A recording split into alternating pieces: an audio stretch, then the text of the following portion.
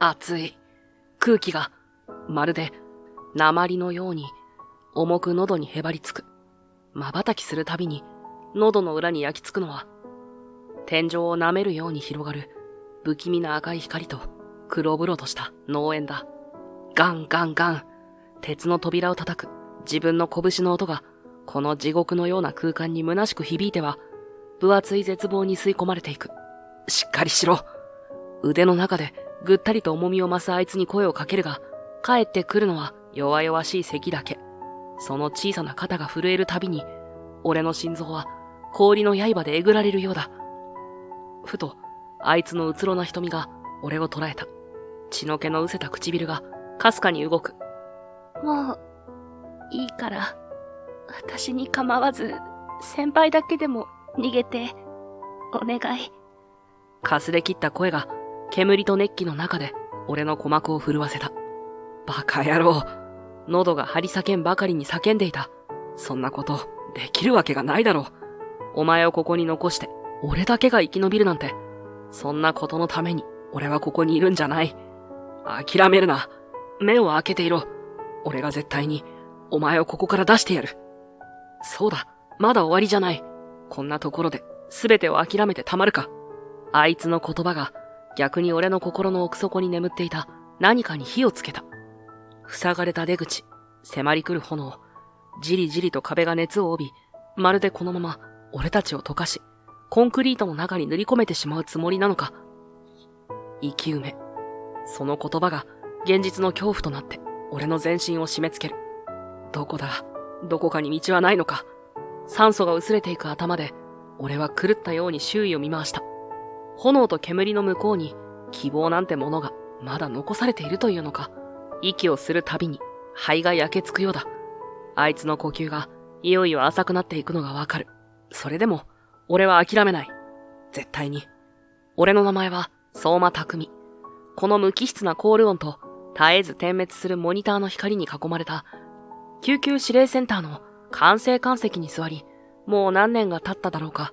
かつて俺の胸にも熱い血がたぎり、誰かの命を救うためにアドレナリンが全身を駆け巡るような日々があった。だが、それも今は遠い昔の記憶だ。まるで分厚いガラス一枚を隔てた向こう側の世界の出来事のように、現実感がない。指令センターでは、俺はやる気のない奴というレッテルを貼られている。まあ、そう見られても仕方がない。必要最低限の言葉しか発せず、定時になれば誰よりも早く席を立ち、面倒ごとには決して首を突っ込まない。かつて救命の現場で相馬と仲間から信頼を込めて呼ばれていた俺を知る人間は、ここにはもうほとんどいやしない。だから今の俺のこの抜け殻のような態度を過去のトラウマと結びつけて気遣う者もいない。ただ協調性に欠け、性格に少々難がある扱いにくい中年男。それが今の俺に対する周囲の共通認識だろう。それでいい。変に詮索されるよりはずっとマシだ。おい、相馬、ちょっとこれ目を通しといてくれ。急ぎじゃないから時間ある時でいい。隣のブースのベテラン、高木さんが分厚いファイルを俺のデスクに置いた。多くの書類が山積みになっているのを知っていての嫌がらせに近い行為だ。はあ、俺は感情の乗らない自分でも驚くほど平坦な声で返事をし、ファイルを受け取った。高木さんは俺のそんな態度にも慣れっこなのか、何も言わずに自分の席に戻っていく。視線で他の若い管制官たちがこちらを伺い、ひそひそと何かを囁き合っているのが分かった。また相馬さんあんな態度で、もう少しなんとかならないのかね。そんな声が聞こえてきそうだ。だが俺の心はないだ水面のように何の波も立たない。モニターに目を戻す。管轄区域内で発生した交通事故の通報が新たに入電し、赤いランプが点滅している。俺は定められた手順に従い、マイクに口を近づけた。こちら、中央指令センター、相馬です。状況をどうぞ。その声もまた、抑揚がなく、どこか人事のような響きを帯びているのを自覚する。それでいい。感情を挟む余地など、この仕事にはない方がいいのだ。少なくとも、今の俺にとっては。そんな俺のよどんだ日常に、時折小さな石を投げ込むように波紋を広げる存在がいた。救急救命士の北山由衣だ。彼女はまだ若いが、その瞳には常に強い意志の光が宿っていて、何事にも真正面からぶつかっていくような、そんな青臭いまでのまっすぐさを持っている。そのせいか、時折周囲との圧力を生んだり、経験の浅さから空回りして壁にぶつかったりしている姿をよく見かける。俺のようによどんだ水の中で息を潜めるように生きている人間からすれば、彼女のその危なっかしいほどのエネルギーは、時として眩しすぎると感じることもあった。彼女は俺が失ってしまった何かを、まだ純粋な形で持ち続けているように見えた。もっとも、その何かが具体的に何なのか、今の俺には判然としないのだが。相馬先輩、少しお時間いただけますか？昼休憩に入ろうとした俺をゆいが呼び止めた。その手には分厚い資料の束が抱えられている。彼女のまっすぐな瞳は強い意志を宿しているものの、ここ数日の無理がたたってか、目の下にはうっすらとクマができていた。なんだ？俺はできるだけぶっきらぼうに応じる。彼女のひたむきさは時折俺の心の奥底に眠る何かを刺激するようで、それが少しだけ居心地悪かった。先日、黒岩建設が提出した例の駅前再開発ビルの避難計画なんですが、どうしても納得できない点があって、特にこの非常階段の設計、いくら既存の建物を改修するとはいえ、現在の建築基準法や消防法のガイドラインに照らし合わせても、あまりにも危険ではないかと思うんです。ゆいは設計図のコピーを広げ、問題点を指し示す。その声には切実な響きが込められていた。聞けば、彼女のこの指摘は上司である課長や消防署の査察担当者にもすでに何度も訴えているらしい。しかし、帰ってくるのは、法的には問題ないの一点張りだ。黒岩建設ほどの会社がそんな初歩的なミスを犯すはずがない。君は少し思い込みが激しいんじゃないか、といった冷ややかな言葉ばかりだという。黒岩建設。その名を聞いた瞬間、俺の胸の奥がかすかに、だが確かにきしむような感覚を覚えた。この非常階段の幅、有効幅員で計算すると、災害時の避難者数を考慮した場合、明らかに不足しているな。それに、この踊り場の構造も、パニック状態の群衆が集まれば、将棋倒しを引き起こしかねない危険な設計だ。俺は、ゆいが示した図面を眺めながら、淡々と言葉を紡いだ。それは、かつて救命の現場で培った知識と経験が自然と口をついて出たものだった。ゆいは、俺の言葉に今日疲れたように目を丸くした。そして、すぐにその表情を驚きと、かすかな期待の色に染める。先輩、やっぱりそう思われますか？私何度もそれを訴えたんですけど、誰もまともに取り合ってくれなくて。お前の訴え方が悪いんだろう。感情論だけじゃ、役所の連中も、ふんぞり返った建設会社の人間も動かせない。俺は、ゆいの資料の余白に、いくつかの数字や法令の条文を走り書きしながら続けた。この地区の過去の災害データ、特に高齢者や障害者の避難行動に関する統計を引っ張り出せ。それから、この建物の収容人数と避難階段のキャパシティを具体的な数値で比較し、避難完了までに要するシミュレーション時間を算出するんだ。机上の空論ではなく、具体的なデータと法的な根拠を示せば、連中も少しは耳を傾けるかもしれない。俺はそれだけ言うと、書き殴ったメモを彼女に押し付け、さっさと休憩室に向かおうとした。面倒ごとには関わりたくない。それは本心だ。ありがとうございます。相馬先輩、すごく助かります。背後から聞こえてきたゆいの声は震えていた。俺は振り返らず、ただ無言で手をひらひらと振るだけで答えた。数日後、指令センター内で小さな騒ぎが起きた。ゆいが俺のアドバイスをもとに再構築した詳細な報告書を関係各所に提出したのだ。それは具体的なデータと法的な論拠に裏打ちされ、黒岩建設が提示した避難計画の脆弱性を見事に暴き出すものだった。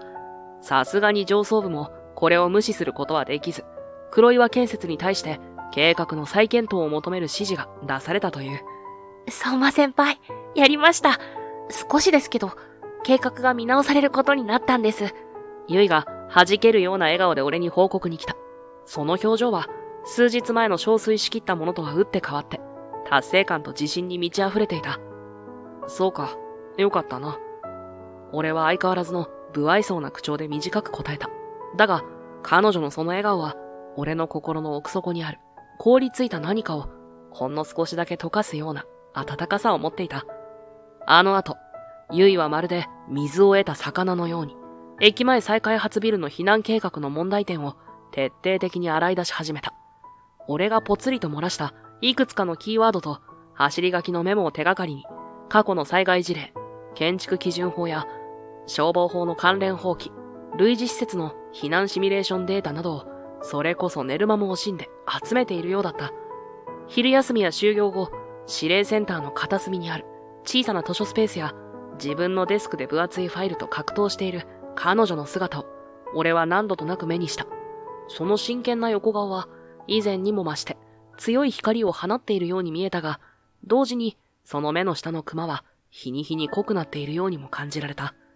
相馬先輩、教えていただきたいことがあるのですが。数日後、休憩室で缶コーヒーを飲んでいた俺に、ゆいが遠慮がちに声をかけてきた。その手には、付箋だらけの資料と、びっしりと書き込みがされたノートが握られている。俺は内心でため息をつきつつも、無言で隣の席を顎で示した。ありがとうございます。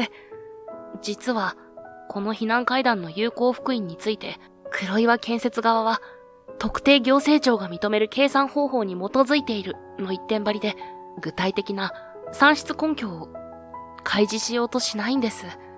先輩がおっしゃっていた過去の判例やガイドラインをいくつか提示してみたんですが、どうものれんに腕押し状態で、何か他に切り込む角度はないでしょうか。彼女の熱心な眼差しは、俺の心の奥底にしまい込んだ。かつての情熱のようなものを、チリチリと焦がすような感覚を覚えさせる。俺は、彼女が広げた資料に目を落とし、数秒間思考を巡らせた。その特定行政庁の担当者名と、過去の類似案件での判断基準を徹底的に洗ってみろ。役所仕事ってのは、前例主義と担当者の個人的な裁量でどうにでもなる部分がある。特に、黒岩建設のような大手のゼネコンが絡む案件なら、何らかの忖度が働いている可能性もゼロじゃない。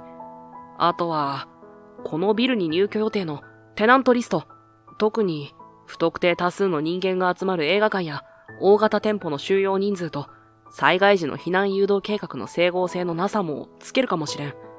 火災や地震発生時のパニック状態を考慮すれば、現在の計画では二次被害が拡大するリスクが非常に高いという点を強調するんだ。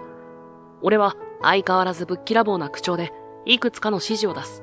ゆいは俺の言葉を一言一句聞き漏らすまいと一生懸命にメモを取っている。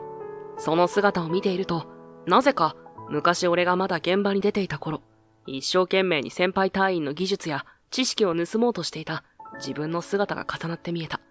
もちろん、そんな感傷はすぐに心の奥底に押し込めたが。はい、ありがとうございます。やはり先輩はすごいです。私では到底思いつかない視点です。ゆいは、パッと顔を輝かせ、深々と頭を下げた。その素直な感謝の言葉は、俺のささくれた心をほんの少しだけ潤すような気がした。そんな俺たちのやりとりを斜め向かいの席から冷ややかな視線で見ている男がいた。予防課の合田課長だ。彼は以前から黒岩建設と懇意にしているという噂があり、今回のゆいの行動を心よく思っていないことは明らかだった。合田はわざとらしく大きな咳払いを一つすると、俺たちのそばにゆっくりと歩み寄ってきた。その顔にはねっとりとした不快な笑みが浮かんでいる。いやいや、相馬くん。君がそんなに熱心に若手の指導をするなんて、明日は雪でも降るんじゃないか。まるで人が変わったようだ。合田の言葉にはトゲがあった。俺は顔色一つ変えずに、ただ黙って彼を見返した。北山くんも、あまり相馬くんに頼りすぎるのはどうかと思うぞ。彼は昔は優秀だったと聞いているが、今はまあ、ご存知の通りだ。それに今回の件は、もう上層部も消防署も問題なしと判断している。君一人が騒ぎ立てても、どうにもならんよ。それよりも、もっと自分の職務に集中したらどうだね。合田は、ゆいの持っている資料の束を軽蔑するように一別し、鼻で笑った。その態度は明らかに、ユイの努力を踏みにじるものだった。ゴーダ課長、私は、この避難計画が多くの人の命に関わる問題だと確信しています。だから、諦めるわけにはいきません。ユイはひるむことなく、毅然と言い返した。そのまっすぐな瞳は、ゴーダの濁った視線を真正面から受け止めている。おお、大した自信だな。だがな、北山くん。正義感だけでは世の中は渡っていけんのだよ。時には大きな力に逆らわず、賢く立ち回ることも必要だ。まあ、君のような青臭い理想論者に言っても、無駄かもしれんがね。ゴーダは、そこで一旦言葉を区切り、今度は俺に視線を移した。それにしても相馬くん、君の弟さんは本当に優秀な救急救命士だったそうじゃないか。将来を嘱望され、周囲からの信頼も厚く、まさに英雄だったと。それに引き換え、兄である君は、いや失敬、弟さんは確か君をかばって。その言葉は、俺の心の最も深い部分に突き刺さった。まるで、錆びついた刃物でえぐられるような、鈍い痛みが胸の奥に広がる。呼吸が浅くなり、視界が一瞬ぐらついた。弟、和樹の最後の顔が、脳裏に焼き付いて離れない。やめてください。その時、俺の隣から張り詰めたようなユイの声が響いた。彼女は、わなわなと肩を震わせ、ゴーダを睨みつけていた。その瞳には、怒りと、そして俺に対する、庇護の念が浮かんでいるように見えた。ゴーダ課長、あなたが今おっしゃったことは、あまりにも卑劣です。相馬先輩がどれほどの思いを抱えてこられたか、あなたにはわかりもしないでしょう。ユイの言葉は、静まり返った休憩室に鋭く突き刺さった。ゴーダは一瞬今日疲れたような顔をしたが、すぐにいつもの不快な笑みを浮かべた。おやおや、これは、随分と相馬くんをかばうじゃないか、北山くん。まるで彼が何か特別な人間などでも言いたげだな。だが現実はどうだ。彼は過去の栄光にすがり、現実から目を背けているだけの、ただの抜け殻じゃないのかね。ゴーダの嘲笑は、俺の凍りついた心をさらに深く傷つけた。だが、それ以上に、ユイが俺のために声を荒げているという事実が、俺の中で何かを揺さぶっていた。違います。ユイの声は震えながらも力を失っていなかった。相馬先輩は抜け殻なんかじゃありません。私知っています。先輩は本当は誰よりも人の命を大切に思っているすごい人だってこと、私は知っていますから。あなたのような人に先輩のことをとやかく言われる筋合いはありません。ユイの言葉はまるで呪縛を解くかのように、俺の心の奥底に響いた。彼女のまっすぐな信頼は、俺が長年目を背け続けてきた、あの日の記憶を鮮明に蘇らせた。そうだ、和樹は確かに優秀だった。俺よりもずっと冷静で、判断力にも優れ、そして何よりも、人一倍強い正義感と優しさを持っていた。俺にとっては、自慢の弟であり、最高の相棒だった。小さい頃から、和樹はどこか達観したようなところのある子供だった。俺が些細なことでカッとなったり、友達と喧嘩して泣いて帰ってきたりするような時も、和樹はいつも落ち着いていて、俺の話を黙って聞いた後、ぽつりと的を射たことを言ったりする。まるで、年の離れた兄貴がもう一人いるような、そんな不思議な感覚だった。小学校の帰り道、俺たちの前でガキ大将が泣き虫の同級生を、数人で取り囲んでからかっている場面に出くわしたことがある。俺はどうしようかと逡巡し、見て見ぬふりをして通り過ぎようとした。相手は上級生も混じっていて数も多い。下手に口を出せば自分たちも面倒なことになるのは目に見えていたからだ。だが和樹は違った。やめなよ。和樹は俺の静止を振り切って、毅然とした態度でガキ大将たちの前に進み出た。その小さな背中は、俺の目にはなぜかとても大きく見えた。なんだよ、チビのくせに生意気な。ガキ大将の一人が和樹を突き飛ばそうとしたが、和樹はひらりとかわし、まっすぐな目で相手を見据えた。いじめて何が楽しいの？そんなことするくらいなら、もっと他に面白いこと、たくさんあるじゃないか。和樹の声は怒鳴るわけでもなく、震えるわけでもなく、ただ静かで、それでいて妙な説得力があった。ガキ大将たちは一瞬あっけに取られたような顔をし、その後、何やら悪態をつきながらも、結局は気まずそうにその場を去っていった。取り残された泣き虫の同級生に、和樹はそっとハンカチを差し出していた。その光景を俺はただ呆然と見ていることしかできなかった。悔しさよりも弟に対する誇らしさとほんの少しの劣等感がないまぜになった複雑な気持ちだったのを覚えている。和樹の優秀さは学業においても際立っていた。小学校から高校まであいつの成績表は常にオール5に近い数字が並び、学年で一桁の順位から落ちたことなど一度もなかったと記憶している。特に理数系の科目は得意中の得意で、俺がうなって1時間かけても解けないような数学の問題を、和樹は横からひょいと覗き込み、兄ちゃん、ここはこうじゃないかな、と、まるでパズルでも解くかのように、あっさりと正解を導き出してしまう。その教え方もまた、嫌味なくらいにわかりやすくて、俺は感心すると同時に、弟の才能に対する、軽い嫉妬のようなものを感じずにはいられなかった。運動神経も抜群で、足も速ければ球技も得意。おまけに、誰にでも分け隔てなく優しいから、自然と人望も厚く、中学、高校と生徒会の役員を任されることも多かった。まさに絵に描いたような文武両道の優等生だった。俺が地元の大学に進学したのに対し、和樹は現役で国内でも指折りの難関と言われる国立大学の、それも医療系の学部に合格した。家族はもちろん親戚一同が大喜びし、近所でも相馬さんのところの和樹くんは本当に出来がいいと評判だった。俺も自慢の弟の快挙を心から祝福した。だが、その一方で、どこか遠い存在になっていくような寂しさと、ますます大きくなる弟の背中に対する焦燥感も感じていた。大学を卒業した後、俺は子供の頃からの夢だった。救急救命士になった。厳しい訓練にも耐え、なんとか一人前の隊員として現場に出られるようになった時、和樹もまた同じ道を志してくれたことを知った。あいつならもっと安定した将来の約束された道を選ぶこともできただろうに、わざわざ危険と隣り合わせのこの仕事を選んでくれた。そのことが俺にはたまらなく嬉しかった。そして和樹はここでもその非凡な才能を遺憾なく発揮した。新人とは思えない冷静な判断力、的確な処置、そしてどんな困難な状況でも決して諦めない強い精神力。あっという間に頭角を現し、上司や先輩隊員からの信頼も厚く、相馬の弟は将来必ずうちのエースになる。と誰もが口を揃えていった。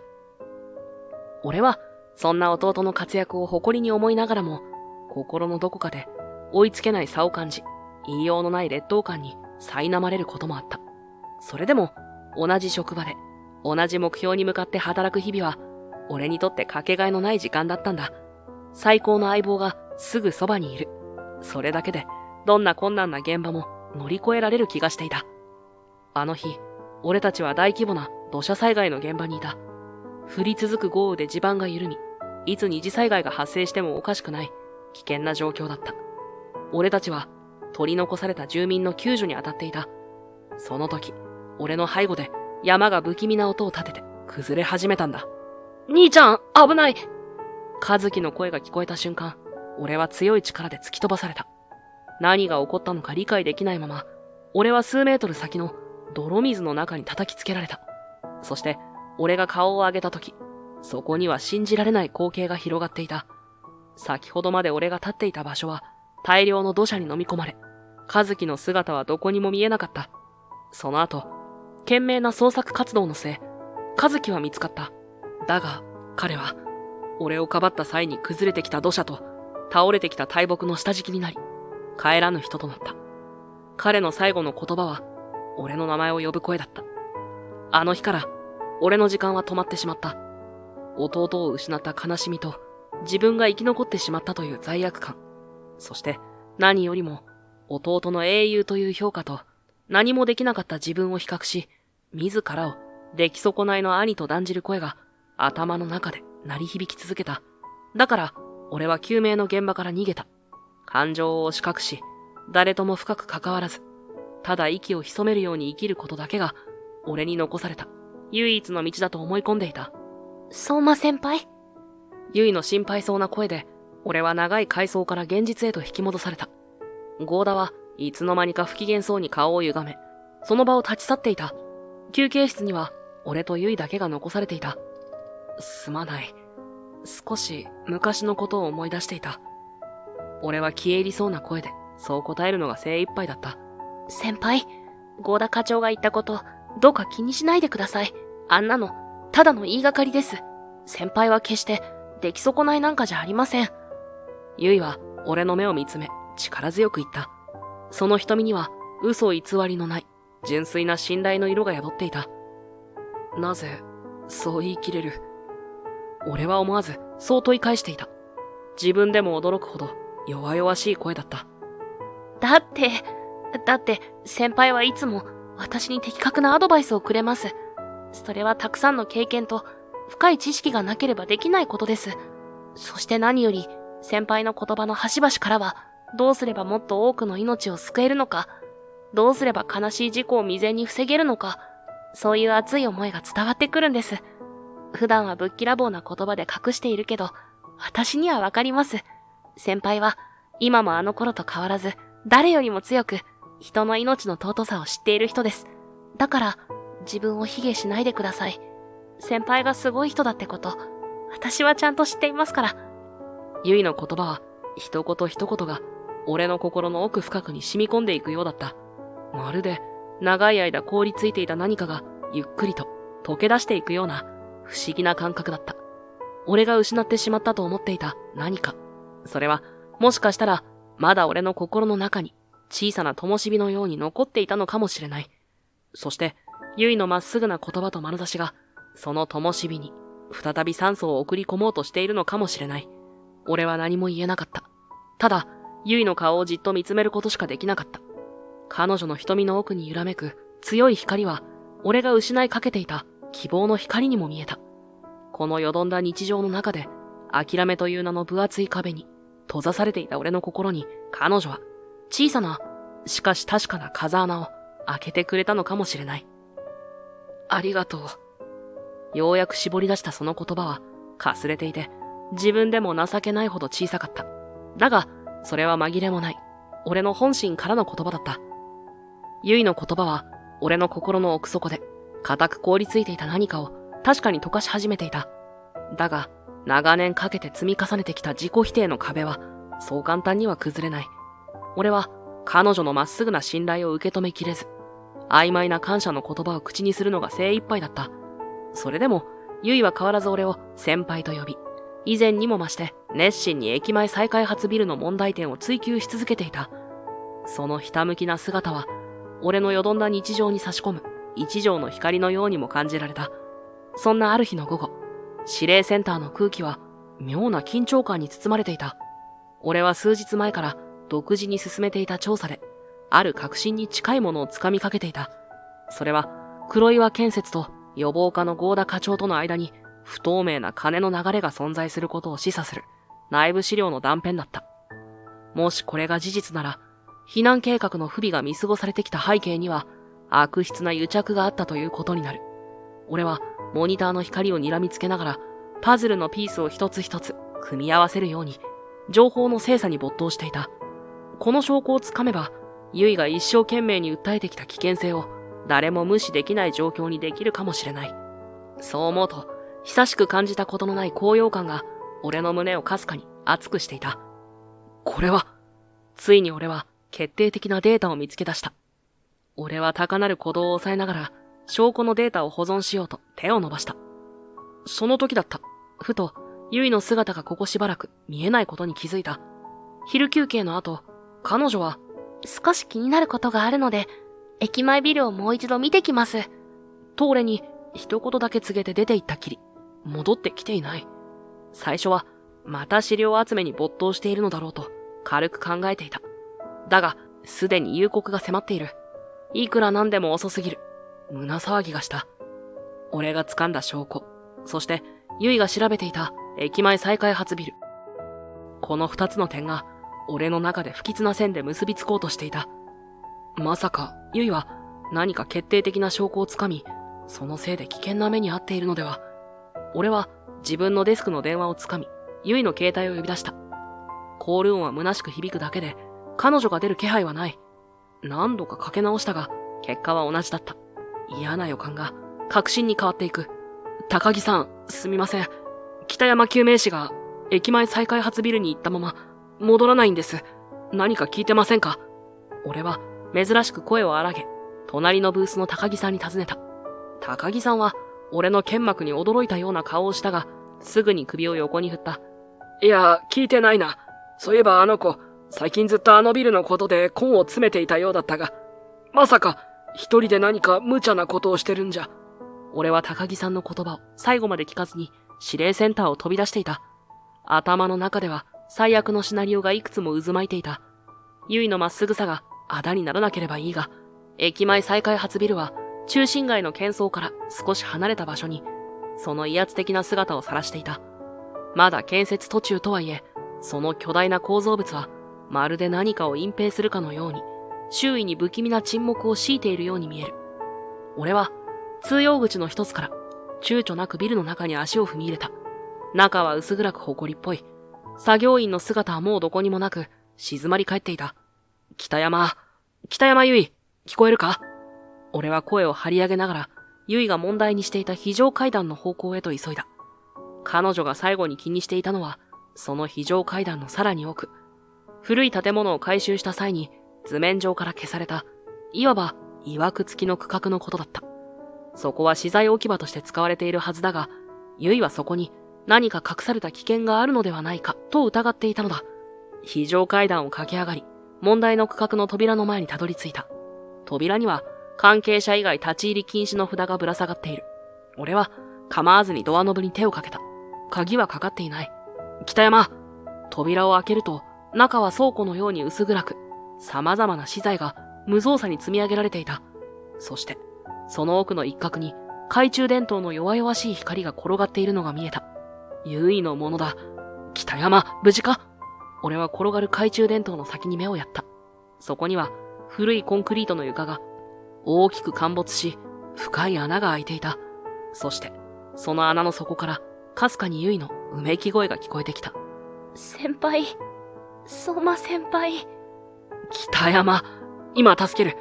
俺は周囲を見渡し、使えそうなロープや脚立を探した。だが運悪く、そんなものは見当たらない。穴は目測で深さ5メートルほど。下手に飛び降りれば、俺も怪我をする。大丈夫か？どこか痛むか？足が、多分ひねったみたいで。あと、少し頭を打って。でも大丈夫です。先輩こそ、どうしてここに？ゆいの声は弱々しかったが、意識ははっきりしているようだ。俺はひとまず安堵の息をついた。お前が戻らないから心配で探しに来たんだ。とにかくそこを動くな。今は何とかして引き上げる。俺は自分の無線機で指令センターに連絡を取り、救助隊の出動を要請しようとした。だが、この区画は建物の奥まった場所にあり、電波状況が悪いのか、何度試みても圏外の表示が出るばかりだった。舌打ちしながら俺は別の方法を考える。その時、俺の背後でギーッと重い金属の扉がきしむ音がした。振り返ると、そこには作業服を着た見知らぬ男が2人、冷たい目でこちらを睨みつけて立っていた。そのうちの一人の手には、太い鉄パイプが握られている。お前たち、誰だ？俺は警戒しながら問いかけた。男たちは何も答えず、ただ無言でゆっくりと、こちらに近づいてくる。その目つきは明らかに友好的なものではない。こいつら、黒岩建設の手のものか。それとも。おいあんた、そこの穴の中の女見つけちまったのか。余計な詮索は身のためにならんぜ。鉄パイプを持った男が低い声で言った。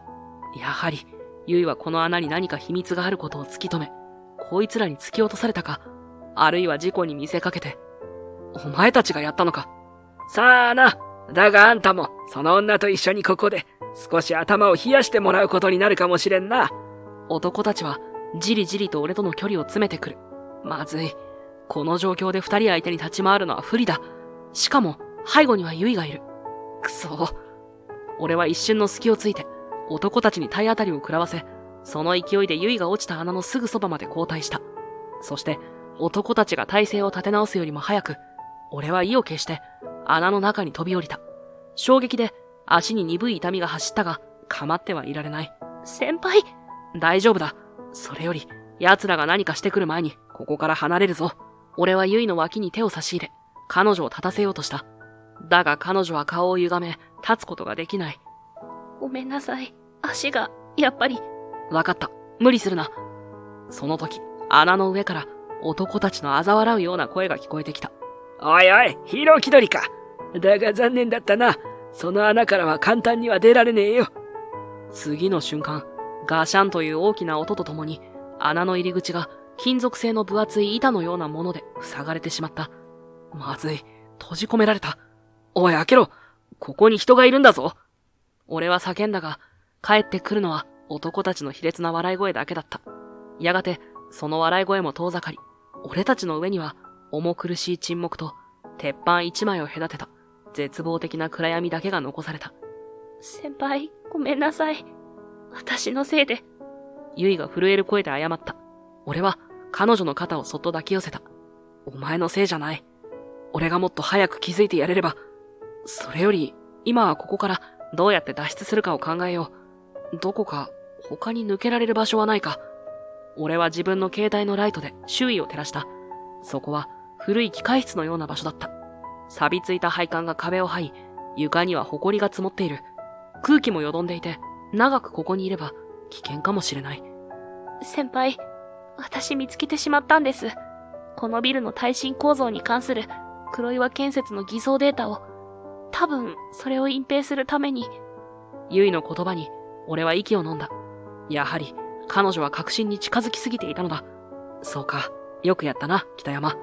だが、今はまず、お前の足の応急処置だ。俺は自分の着ていたシャツを破いて、包帯代わりにし、ユイの足首を固定した。幸い骨折はしていないようだが、ひどい捻挫であることは間違いなさそうだ。ありがとうございます。でも先輩、私はもういいですから、先輩だけでもなんとか。ユイが弱々しくそう言った。その言葉に、俺は首を横に振った。バカなことを言うな。お前を置いていくわけがないだろう。俺はもう二度と、大切な人間を目の前で失うわけにはいかないんだ。俺の脳裏に、和樹の最後の顔が蘇る。あの時の無力感、絶望感。もうあんな思いはたくさんだ。先輩。ユイは俺の顔をじっと見つめていた。その瞳には涙が滲んでいる。私、弟の和樹くんから昔聞いたことがあるんです。先輩のこと。和樹が俺のことを。はい。兄ちゃんは優しすぎるんだよな。いつも自分のこと後回しにして、そんな役回りばっかり引き受けて、周りのみんなは俺の方が何でもできるって褒めてくれるけど、俺兄ちゃんに勝てたなんて一度も思ったことないんだって。それから、だからもし何かあった時、俺が兄ちゃんを守れたなら、それはきっと俺にとって一番幸せなことなんだと思う。そう言っていました。ユイの口から語られる和樹の言葉は、まるで鋭いくさびのように、俺の心の奥深くに打ち込まれた。俺がずっと抱えてきた罪悪感、弟の才能を妬み、亡くなった原因は自分にあると思い込んできた、俺の歪んだ自己認識、それがガラガラと音を立てて崩れていくような感覚だった。和樹は俺を恨んでなんかいなかった。それどころか、俺のことを、涙が熱い塊となって頬を伝った。和樹、お前、そんな風に思っていてくれたのか。だから先輩、自分を責めないでください。和樹さんはきっと先輩に生きていて欲しかったんです。先輩が誰かのためにその力を使うことを望んでいたはずです。ユイの言葉が俺の心に染み渡る。そうだ、俺は逃げていただけだ。和樹が亡くなったことから目を背け、自分自身と向き合うことから逃げ、ただ無気力な殻に閉じこもっていただけだ。だが、もう終わりにしなければならない。俺は涙を拭い顔を上げた。ユイの瞳には変わらぬ強い光が宿っている。ありがとう北山。おかげで目が覚めたようだ。その時、俺たちのいる機械室のどこかでパチパチと何かがはぜるような小さな音が聞こえ始めた。そして、かすかに焦げ臭い匂いが漂ってくる。まさか火災か。俺は周囲を見回した。古い電気系統の配線がショートし、火花を散らしている箇所がある。そして、その火花が床に積もった埃や近くに置かれていた可燃性の資材に燃え移り始めていた。まずい。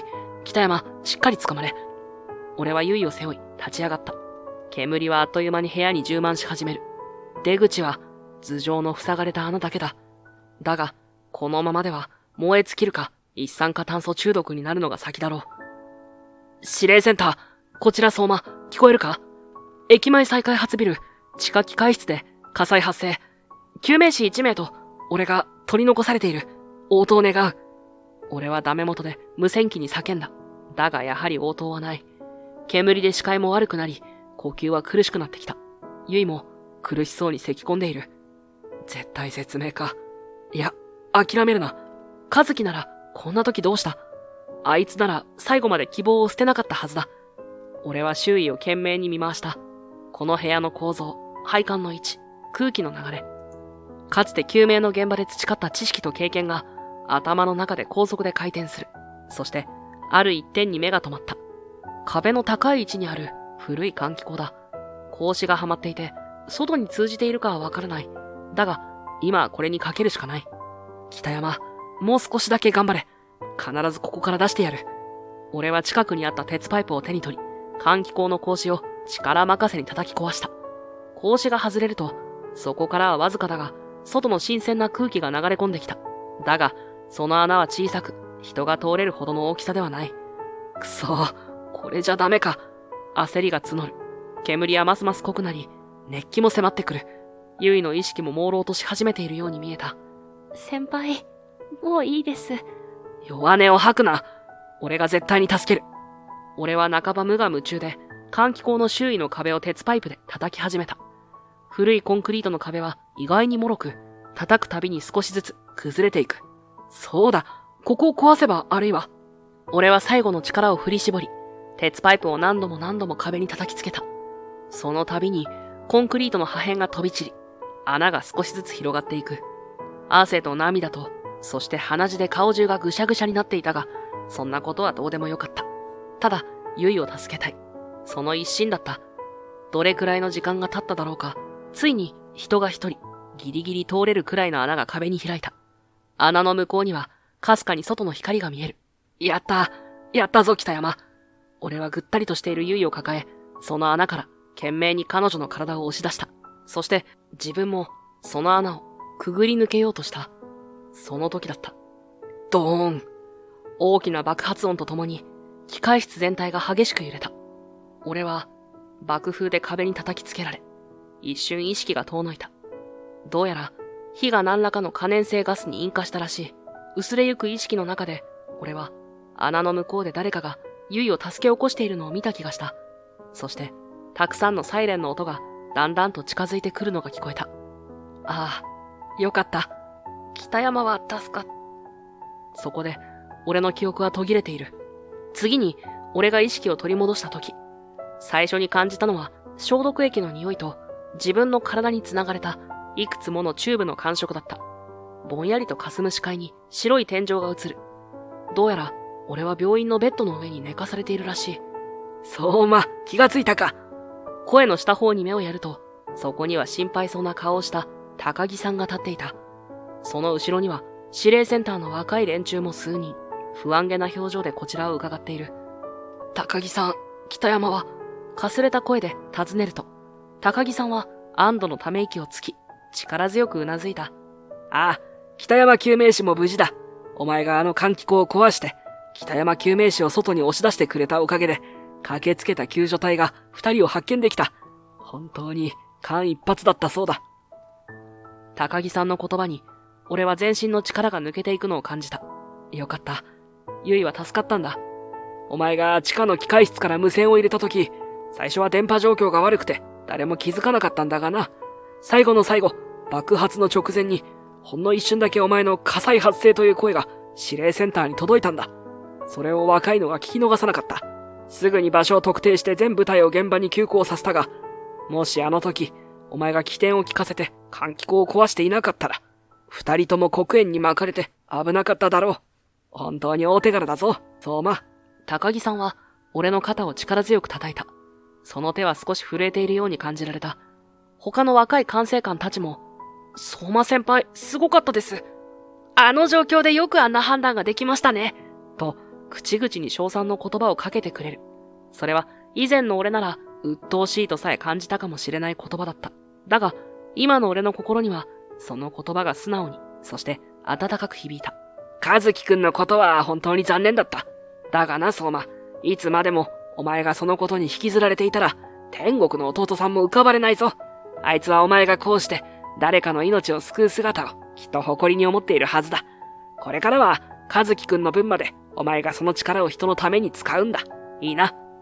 高木さんの言葉は、まるで父親が息子に語りかけるように、優しく、そして厳しかった。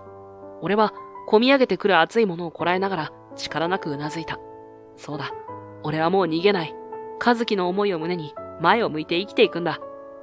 数日後、俺の容体も落ち着き、一般病棟に移ることができた。そして、最初に見舞いに来てくれたのは、松葉杖をついたゆいだった。彼女の顔には、まだ痛々しい擦り傷が残っていたが、その瞳は以前にも増して、力強く輝いていた。先輩、ご無事で本当に良かったです。ゆいは、俺のベッドのそばまで来ると、深々と頭を下げた。俺の方こそ、お前が無事でよかった。本当に、無茶しやがって。すみません。でも先輩が助けに来てくれなかったら、私は。ゆいの目に、みるみる涙が溢れてくる。俺はそっと手を伸ばし、彼女の方を伝う涙を拭った。その瞬間、俺たちの間に流れた空気は、以前とは明らかに違う。暖かく、そして少しだけ甘酸っぱいものに変わっていた。俺たちが病院で療養している間に事件は大きく動いていた。俺が掴み取った証拠は、合田課長の不正の証拠だった。彼が巧妙に隠蔽していたペーパーカンパニーを経由し、黒岩課長から多額の金銭をコンサルタント料という名目で長年にわたり定期的に受け取っていたことを示す。言い逃れのできない銀行の取引記録だったんだ。そして、ユイが発見した黒岩建設の耐震偽装データ。さらには、俺たちを閉じ込めた作業員たちの逮捕によって、黒岩建設と合田課長の長年にわたり癒着と悪事がすべて白日のもとにさらされたのだ。新聞やテレビは連日この大スキャンダルを報じ、黒岩建設の社長は隕石辞任。合田課長は懲戒免職の上、背任と証拠隠滅の容疑で逮捕されたと聞いた。正義は決して見過ごされることはない。ユイのまっすぐな信念と俺のささやかな執念が巨大な悪を打ち破ったのだ。退院後、俺は再び救急指令センターの管制官席に戻った。だが、俺を見る周囲の目は以前とは明らかに変わっていた。かつてのやる気のない奴というレッテルは消え去り、そこには尊敬と信頼の眼差しが向けられていた。俺自身も以前のような抜け殻のような状態ではなく、心の中に確かな熱いものが蘇っているのを感じていた。モニターの光も無機質な光量も今は俺にとって誰かの命につながる大切なシグナルに思えた。俺は和樹が残してくれた言葉を胸に、そしてユイというかけがえのない存在に支えられながら日々の業務に全力で取り組んだ。的確な指示で救急隊を現場に導き、電話越しに励ましの言葉を送り、時には緊迫した状況下で冷静な判断を下す。それはかつて俺が救命の現場で感じていたアドレナリンがほとばしるような感覚とは少し違うが、それでも誰かの命を救うという使命感に満ちた充実した日々だった。そして俺とユイの関係もあの日を境に少しずつ、だが確実に深まっていった。一緒に食事をしたり、非番の日に公園を散歩したり、そんな穏やかな時間を重ねるうちに、俺たちは自然と惹かれ合い、いつしか恋人同士になっていた。彼女の太陽のような笑顔は、俺の心の傷を癒し、未来への希望を与えてくれる、かけがえのない宝物だった。ある晴れた休日、俺たちはよく二人で訪れる、小高い丘の上の公園のベンチに座り、眼下に広がる街並みを眺めていた。穏やかな風が、ユイの髪を優しく揺らしている。なあ、ユイ。俺は、ふと思い出したように切り出した。昔、和樹から聞いたことがあるんだ。あいつに好きな人がいるって。もしかしてあれって、ユイのことだったのかな。俺の言葉に、ユイは一瞬驚いたような顔をしたが、すぐにふわりと微笑んだ。その表情は、どこか懐かしそうで、そして、少しだけ切なそうにも見えた。さあ、どうだったのかな。彼女は少し首をかしげ、慈しむような眼差しで俺を見た。でもね、匠さん、和樹くんは本当に頭が良くて、物事の奥の奥まで静かに、でもちゃんと見通せるような人だったでしょ？きっと自分の気持ちだけじゃなくて、周りのみんなにとって何が一番いいことなのかをいつも静かに考えていたように私には思うんです。ゆいはそこでふっと息をついて遠くの空に目をやった。その横顔はとても穏やかだった。だからね、もしも和樹くんが私のことを少しでも特別な目で見てくれていたとしても、きっと今の私たちのこと、匠さんの隣に私がこうしていることを心から、それが一番いいよって、あの優しい笑顔で静かにうなずいてくれているような気がするんです。彼らしい、本当に優しいやり方でね。それが和樹くんの賢さであり、誰にも負けないくらいの深い思いやりだったんじゃないかなって、私はそう思うの。彼女の言葉は春の日差しのように柔らかく、俺の心にじんわりと染み込んできた。そうだ、和樹はそういうやつだった。目立つことは好まなかったけれど、誰よりも周囲のことを見ていて、そして誰よりも深く、人の心をおもんぱかることができる男だった。ゆいの言葉は、そんな和樹の温かさを、そして彼女自身の優しさと、俺への深い思いをはっきりと伝えてくれた。俺はゆいの肩をそっと抱き寄せた。彼女は安心したように俺の胸に顔をうずめる。ありがとうゆい。お前がいてくれて本当によかった。私もですよ、匠さん。あなたがいてくれて、本当によかった。互いのぬくもりを感じながら、俺たちはどこまでも広がる青い空を見上げていた。和樹の思いも、ゆいの言葉も、すべてを包み込むような温かい沈黙が、ただただ心地よかった。それから数年後、俺は救急指令センターのチーフとして、多くの後輩たちの指導に当たりながら、変わらず誰かの命を守る最前線に立ち続けている。隣には変わらぬ笑顔で俺を支えてくれるゆいがいる。時折、ふと和樹のことを思い出す。あいつのまっすぐな瞳、優しい声、そして俺をかばってくれた最後の瞬間。その記憶はもう俺を苛むものではなく、俺の背中を押し、前へと進む力を与えてくれる温かい光となっていた。俺の名前は相馬匠。俺の隣にはかけがえのない笑顔がある。そして胸にはあの頃とは違う温かく力強い血が確かに流れている。失ったものはあまりにも大きかったが、それでも人生は続く。そしてその先にはきっと希望の光が待っている。俺はそう信じている。これからもこの命ある限り、誰かのために、そして自分自身のために精一杯生きていこう。和樹、見ていてくれよな。お前の兄ちゃんは今こんなにも幸せなんだぜ。